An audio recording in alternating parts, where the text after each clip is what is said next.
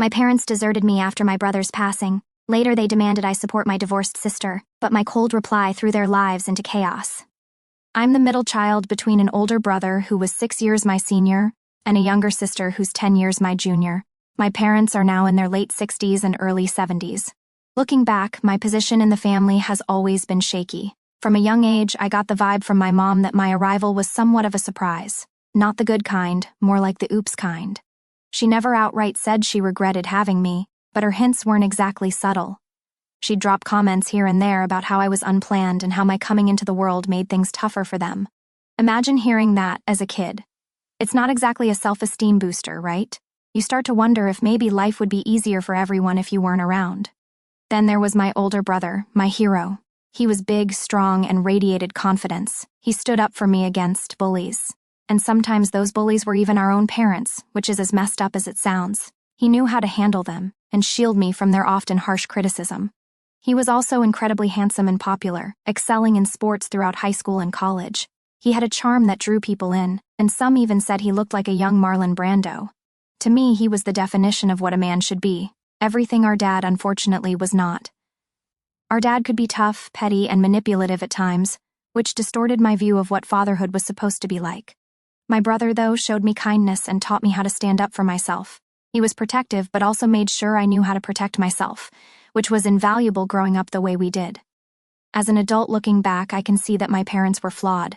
As a kid, though, you just feel like you're the problem. My brother wasn't perfect, academically. He was a straight C student, and musically, let's just say, he wasn't going to be the next Mozart. Despite this, my parents threw resources at him, hoping he'd turn into a scholar-athlete-musician super combo. They enrolled him in piano and violin classes, which he hated, but they were determined. When I showed a genuine interest and aptitude for the piano, my brother was the first to suggest that maybe they should let me take the lessons instead. Of course, that suggestion fell on deaf ears. My musical education had to be self-funded when I became an adult, and now I play part-time at a local bar. It's a passion I've carved out for myself despite my rocky start. Birthdays? Oh boy, my birthdays were always an afterthought compared to how they celebrated his. My brother noticed this disparity and would use his own money to treat me on my birthdays, making sure I felt special at least for a day.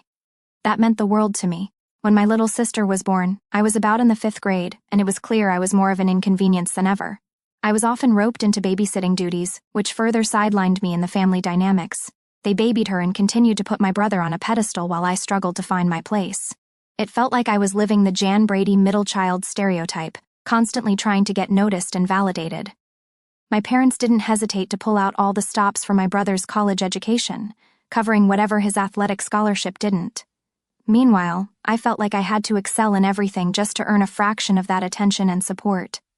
I became an overachiever, always striving for the best grades and accolades, hoping that maybe, just maybe, they'd see me the way they saw him. Long story short, my brother was jogging for exercise one night, and a drunk driver hit and killed him at a crosswalk. I was devastated, as were my parents. My parents took out a lot of their frustration and grief on me, never ceasing to insinuate and remind me that I could never replace my brother, that I was inferior to him, and why were they stuck with me? This isn't the adult bitter me recounting things in my favor. This is me, after years of therapy, looking back calmly and rationally. My parents instilled in me the idea that they wished it had been me who died and not my brother. I was also moderately overweight and short as a teen, and this made me feel even worse. It didn't help that my dad always compared me unfavorably to my brother in terms of height and athletic ability. Your brother was 6 feet 3 inches when he was your age. Gee, thanks for the helpful advice, Dad. I'll have a word with my legs and tell them to stop being so short because, as you know, my genes are my fault and not yours. When it came time for me to go to college, I got nothing from my parents. No offer to pay, no offer to help, no praise for my perfect marks, no praise for the fact that I had gotten numerous awards in high school for science and engineering. They never attended any of my ceremonies and only attended my graduation begrudgingly, it seemed. Their only comment was the passive-aggressive observation that I was just a co-salutatorian and not the valedictorian. I had never once in my entire academic career gotten less than an A, outstanding, or exemplary for an academic or elective mark from kindergarten to 12th grade. I got perfect marks in college too, so I didn't need their help to pay my way through school. By this time, I was fully aware that they didn't like having me around. I was offered several full-ride scholarships, both in and out of state. When I said I wanted to take a scholarship across the country, my parents just shrugged. No comments like, "Oh, stay near us, we want you near home, we'll miss you." So I thought, F it, and moved out of town. I worked at a Rite Aid drugstore to supplement my scholarships. I majored in aerospace and minored in physics. All through college, I made the effort to go through the motions of visiting my parents on holidays, but I could tell I was just as meaningless to them as I always was. By the time I started graduate school, also on a full-ride scholarship, I just said adios to all of them and stopped calling. I could see how much I mattered to them once again because they never once tried to call me after that, at least until recently. I've been working in aerospace for 17 years now. I make well over $200,000 a year. I own my own house, 2 luxury vehicles, an RV, and a motorcycle. I've been married for nearly 20 years to a beautiful woman, 40 years old, who chose me before I was even close to having these things and who has her own career in literature. We have a 5-year-old son and a 4-year-old daughter. From my own experience with my parents, I know exactly what not to do with my kids. My sister got married at 19 to a guy I privately thought looked like a loser and a user. My parents spared no expense for her lavish wedding. At the time, I wasn't yet in my current strong financial position, but I was still making a great salary. I attended the wedding, and everyone was just as cold to me as I remembered them. No one congratulated me on the fact that I was now fully grown, hit my growth spurt at 20, and was over 6 feet tall, now very slender and fit. Oh well. I gave my sister $5,000 as a present. I also had a chance to play the piano at the wedding because my sister asked me to, after a family friend remarked that I had mentioned taking private lessons. Everyone was enthusiastic about my playing and backslapping me, not a peep from my parents, of course. My sister has a 6-year-old daughter. She divorced her husband 2 years ago because, surprise, surprise, he was a loser and a user and completely useless. He won't give her child support because he has no money, so my sister moved back home with my parents. She wants to go back to school. She had gotten a degree in modern art that my dad paid for, but she never got any work with it, and now she doesn't think she can land a well-paying job with it unless she adds to it or gets a different degree. Now my parents suddenly remembered my phone number. They didn't say so, but from what I gather, they blew through all their money indulging her in their own tastes. They regularly go on lavish vacations, so now they think it's my duty as her rich big brother to step in and pay. My mom says it would be classy for me to offer to pay since my sister could really use the money, and I didn't spend a lot of time with her when she was young because you moved out so early. Okay. She also says that now that she and my dad are getting old, it's a shame that I hardly visit, and they're confused as to why I'm so arrogant and not seeing them more often. Total gaslighting. I noticed my dad has nothing to say about all this because he knows what really happened.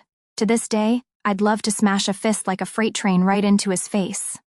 He told me that my brother was always ashamed of me soon after my brother died, and this was after my brother told me to my face a few weeks earlier that he would always be there for me, that he loved me, and that no one was ever going to hurt me if he was standing. In a way, my brother's been with me my whole life. I am inspired by him when I want to succeed. My dad is a jerk. The thing is, I know my parents are full of crap, but I don't want my niece to suffer. She's in the same age group as my own kids, and I hate the idea of her going without. I never had a bad relationship with my sister, but she takes after my parents and is something of a self-involved narcissist. I am financially in a position to help pay, but I dislike the way they've all treated me since I was a boy, and my own kids will be in college in the blink of an eye. Also, who knows, maybe I could get fired tomorrow, and this whole lifestyle will come crashing down. Under what terms should I offer money? Should I offer any at all? If not, how can I help in other ways? It's a shame for your sister and her daughter, but their situation is a result of your sister's bad life choices. It's not your job to bail them out of these problems. You have to set up a boundary here because it won't stop with this money, I suspect. I imagine it will be your sister's college, then she needs money for her own home, then your parents will start to suffer as they get older and they'll need something, and of course, you're a terrible son if you refuse to pay for it, and so on. You have 2 children of your own to look after. And while you've built an enviable life for yourself, you are not exactly a millionaire. Take care of your own wife and children first. It all started last Sunday. I was kicking back, planning to catch up on some Netflix when my phone rang. Seeing it was my parents, I felt that familiar twist in my stomach. Our calls are usually loaded with more subtext than a mystery novel, and today was no exception. I answered, trying to keep my tone light. "Hey, what's up?" Right off the bat, my mom went into her usual guilt-tripping mode. "You know, it's been ages since you last visited. We're not getting any younger," she started, laying the groundwork for whatever was coming next. I kept it cool. "Yeah, work's been crazy busy, you know how it is." Without missing a beat, she dove right into the real reason for the call. "So, we were thinking it's about time you thought about helping your sister with some money for her school." I blinked, totally caught off guard. "What money?" I asked, trying to keep the surprise out of my voice. "Well, you know she's looking to go back to school, and since you've done so well for yourself, it'd be really classy of you to offer," she explained, as if this was a totally normal request. I couldn't believe what I was hearing. "Hold on, why am I suddenly responsible for financing her education?" "Because you're her big brother and you weren't around much when she was growing up. It's the least you could do," she continued, her voice taking on that familiar tone of expectation. My frustration started to boil over. "Mom, let's get one thing straight. My being away was because I needed to make something of myself on my own because I sure as heck didn't get the help from you guys that she did." There was a pause, and then my dad's voice came on the line, heavy and annoyed. "Look, we're not here to rehash the past. We're talking about your sister needing help. Needing help or you needing me to help because you've mismanaged your priorities and finances?" I shot back, my patience wearing thin. The argument heated up from there. My mom threw in everything from how I was always too ambitious for my own good to how I abandoned the family by moving away. My dad wasn't much better, tossing in digs about how I had always been too concerned with money. "Being financially responsible isn't a crime," I countered, feeling like I was talking to a wall, "and using my success as an excuse to guilt me into opening my wallet isn't going to work this time." The call ended pretty much as you'd expect, with no resolution and a lot of angry hang-ups. After I put down the phone, I was left shaking, a cocktail of anger and old resentment swirling inside. It was the same old story, just a different day. I tried to calm down by taking a walk, letting the cool air clear my head. The more I thought about it, the more I realized this was just another manipulation tactic, another way for them to pull me back into old dynamics, where I was the perpetual giver and they the takers. Now I'm stuck figuring out what to do next. On one hand, I genuinely don't want my niece to suffer or miss out on opportunities because of her parents' or grandparents' issues. She's just a kid and doesn't deserve that. On the other hand, I'm tired of being seen as an ATM, only valued for what I can give financially. Should I just give the money and keep the peace, set some strict boundaries about it, or refuse outright and try to help in other ways that don't involve just handing over cash? Maybe there's a way to support my niece directly, bypassing my parents and sister altogether. It's a tough spot to be in, and I'm really torn about the best way to handle it. If anyone out there has been through something similar or has any pearls of wisdom, I'm all ears. Sometimes just talking it out or hearing someone else's take can make a huge difference. So, my sister called me, and honestly, I was expecting another round of the guilt trip Olympics, but what I got instead threw me for a loop. I picked up the phone, bracing myself, and it was my sister, sounding different, like more chill and genuine than usual. "Hey, I heard about the talk you had with Mom and Dad. I just wanted to say, if you're feeling weird about giving the money, you really don't have to. I don't want to push you into anything." I was kind of stunned. This wasn't the conversation I expected to have. "Really? Thanks for saying that. It's a lot to process, you know." "Yeah, I get it," she said, and I could almost picture her nodding on the other end. "I should have talked to you directly before letting Mom and Dad handle it. Sorry for the drama they stirred up." We talked more, and she shared how she felt stuck and thought maybe reaching out for financial help was the only way. But now she was seeing things a bit differently thanks to our chat. It was probably the most honest and open conversation we'd had in ages. "Thanks for being understanding. It means a lot," I told her, feeling a weird mix of relief and disbelief. "Of course, and hey, maybe we can figure out something else. Something that doesn't make you uncomfortable," she suggested. We ended the call on a good note, something I hadn't expected but definitely appreciated. I hung up feeling lighter, but also kind of confused about what to do next. Later that night, after the kids were tucked in and the house was quiet, I sat down with my wife to unpack the whole thing.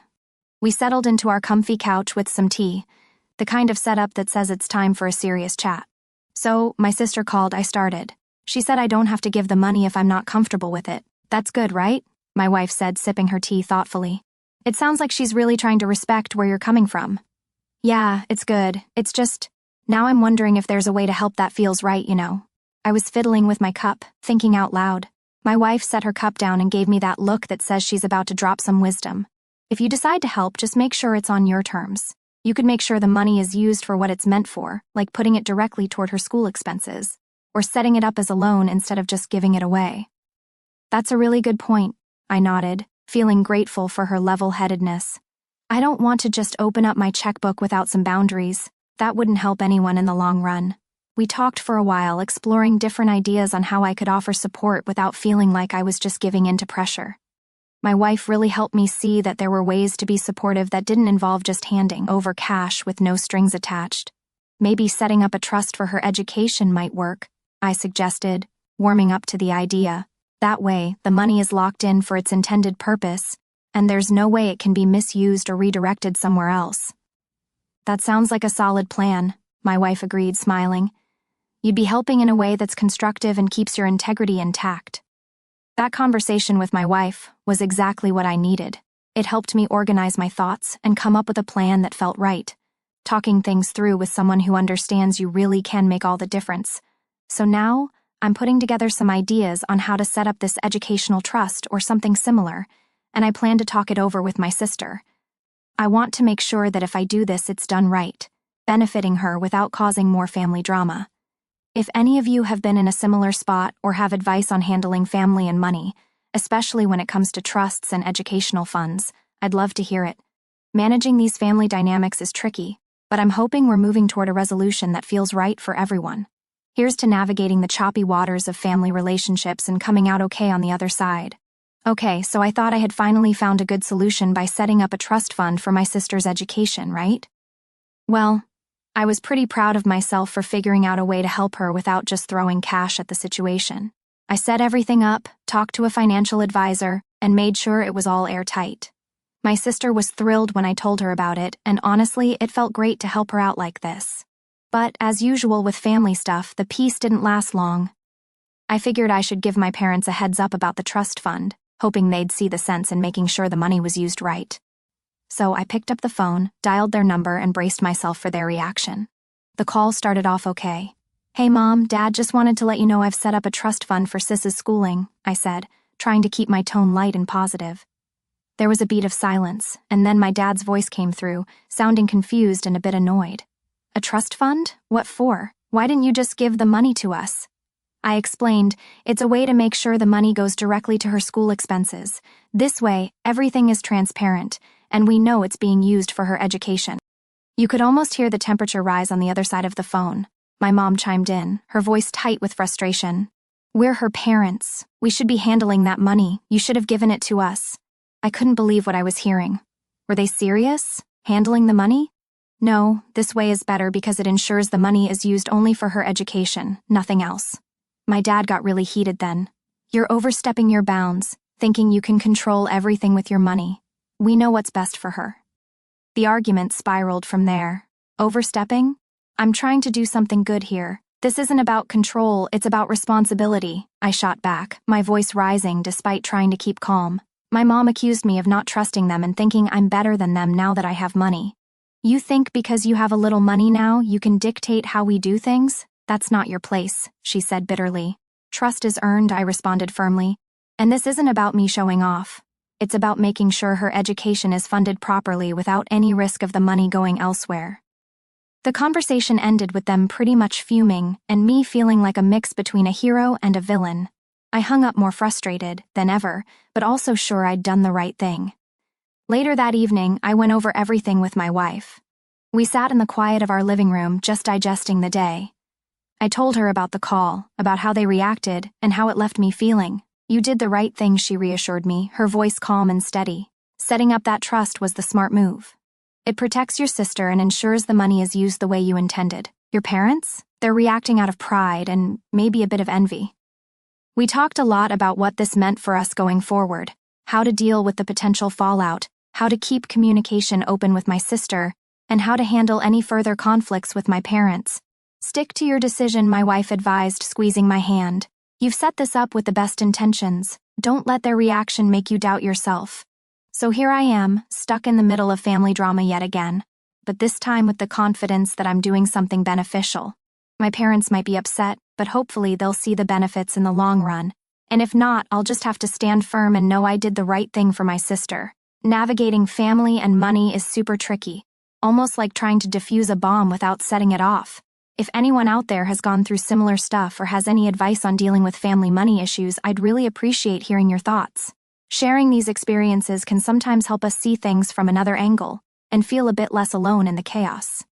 So after setting up the trust fund for my sister's education and having a really positive chat with her, I thought maybe we were on a path to some peace. But, as it turns out, the family drama was just gearing up for another round.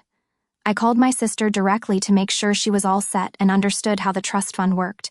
She was super thankful and really excited about it, which felt awesome.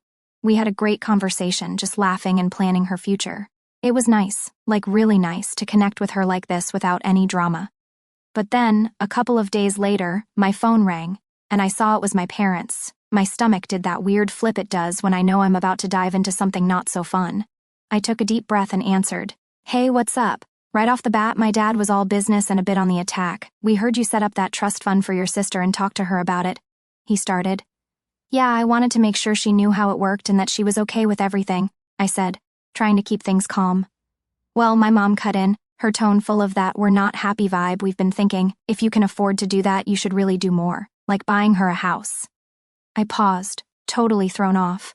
Buy her a house? That's a huge step. I mean, the trust is one thing, but buying a house is on a whole different level. My dad didn't miss a beat. "If you care about your sister, you'll make sure she's completely secure. A house would do that." The conversation got pretty heated. "Look, I care about her a lot, which is why I set up the trust, but buying a house? That's not just a simple gift or support. That's a major investment, and honestly, it's not something I'm prepared to just jump into," I tried to explain. My mom jumped back in. "You're making all this money and you can't help your own sister more generously? We're your family. You should want to do this." I felt my frustration boiling up. It's not about not wanting to help, it's about what's reasonable and sensible. "I'm not just going to buy houses on a whim. The trust fund was a big commitment already. We're just asking you to do what's right as her brother," my dad argued, his voice getting louder. "Doing what's right and doing whatever you ask are two different things," I shot back. "I've done something huge for her education. I'm not adding a house to that right now. It's not feasible." The call ended pretty badly, with them saying I was being selfish and me feeling like I was talking to a brick wall. They were disappointed, and I was mad and stressed out. Later, I talked the whole thing over with my wife. We sat in our kitchen late at night just trying to unwind but also figure this out. They just don't see boundaries. They think because I have some money, I can solve all problems with it, I told her, running my hands through my hair. "You've done enough, more than enough," my wife said, her voice firm. "Buying a house isn't just a simple thing. It's a huge responsibility and not something you just do because someone demands it." We talked about how to handle my parents moving forward, how to communicate that I was happy to help my sister, but within limits that made sense. Maybe just reinforce the purpose of the trust and that you're supporting her in a massive way with that, my wife suggested. Yeah, I agreed, feeling a bit better. I need to be clear that I'm not an ATM and I can't be guilted into making huge financial decisions like this. So, that's the situation now. I'm gearing up for more discussions or more likely arguments with my parents. I'm learning a lot about setting boundaries and sticking to them even when it's super tough. If anyone has any advice on dealing with family who think your wallet is their safety net, I'd really appreciate hearing it. Sometimes just knowing others have navigated these waters can be super helpful. So, my sister officially started college, and she's over the moon. It's awesome to see her so pumped about her classes and making new friends. Every time we chat, she's got a ton of stories about her professors, her coursework, and all the new experiences. Setting up that trust fund was definitely a good move. It's like I can almost hear her smiling through the phone when she talks about her day. It makes me feel like I did something really right, you know? But while that part of my life is going great, the family drama part, not so much. My parents are still super ticked off about the whole trust fund thing and the fact that I didn't buy my sister a house like they wanted. Instead of cooling off, they decided to turn up the heat.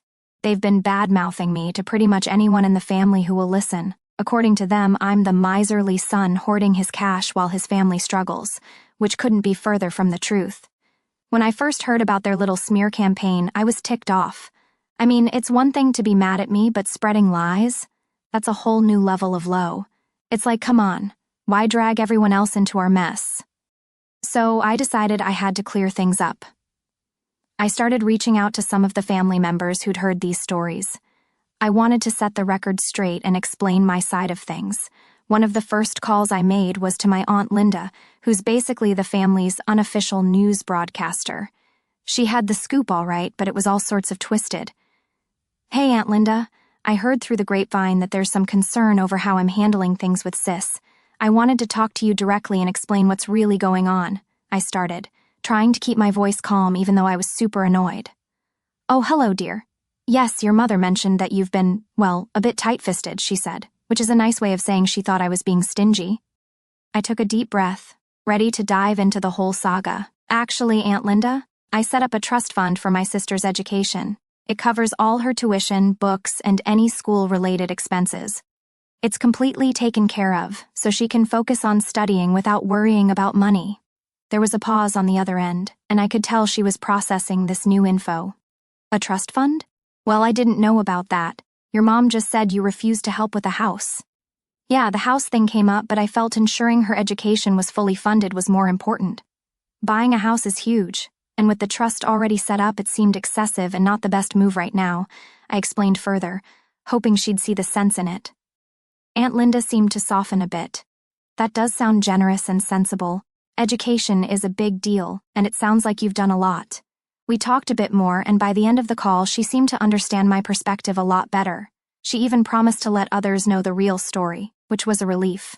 Despite clearing up some of the confusion, this whole thing made me realize visiting my parents anytime soon was off the table. They've shown they're not above bending the truth to try and guilt me into doing what they want, and I don't need that kind of drama. Later, I sat down with my wife to talk about all this. We were in our living room, just winding down for the day, and I told her everything. "You need to protect your peace," she said, always knowing just what to say. "If that means keeping some distance for now, then that's what you need to do." So, that's the plan. I'm keeping my distance, sticking to my guns, and focusing on the positive changes, like my sister loving college. It's tough navigating family drama, especially when it feels like you're doing it alone. But I'm learning that sometimes you just have to stand firm and do what you believe is right, even if not everyone gets it. If anyone out there has dealt with similar family money issues or has any tips on how to handle family members who turn every conversation into a guilt trip, I'd really appreciate hearing from you. It's comforting to know others have walked this path and come out the other side.